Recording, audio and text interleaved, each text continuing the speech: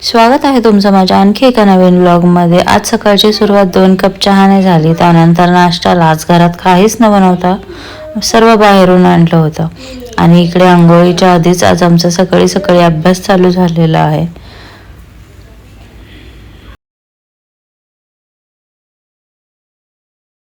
त्यानंतर माझी ही अंघोळ झाली आणि मी आवरून घेतलं, कारण एकदा जर कामाला सुरुवात केली तर पुन्हा आवरायला होत नाही।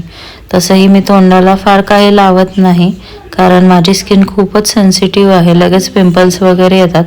पण आत्ता थंडी खूप आहे त्यामुळे थोडं मॉइश्चरायझर वगैरे लावते आणि एकदा कामाला सुरुवात केली तर मग हे मागेच पडतं। त्यानंतर थोडं लिप बाम वगैरे लावलं आणि असंही संडेला मी थोडं लेट उठते, त्यामुळे सगळीच कामं थोडी लेट होतात। असं आपण दररोज तर लवकरच उठतो, पण संडेला एकच दिवस आरामासाठी भेटतो, त्यामुळे मी थोडं लेटच उठते।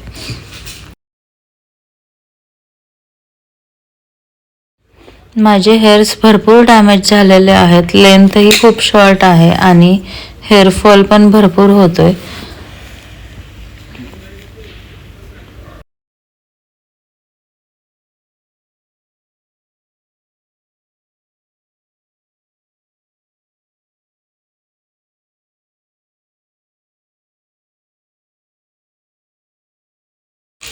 आणि आज कुठे बाहेर जायचा प्लॅन नव्हता, त्यामुळे भरपूर दिवस झालं गुलाबजामचं पॅकेट आणून पडलं होतं, तर म्हटलं गुलाबजाम बनवून घ्यावं।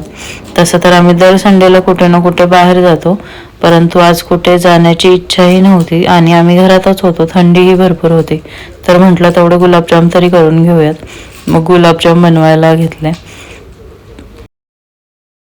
स्वयंपाक बनवून लवकरच झाला होता, परंतु गुलाबजाम बनवायला घरात सर्वांनाच गुलाबजाम आवडतात, त्यामुळे मग आज गुलाबजाम बनवले होते।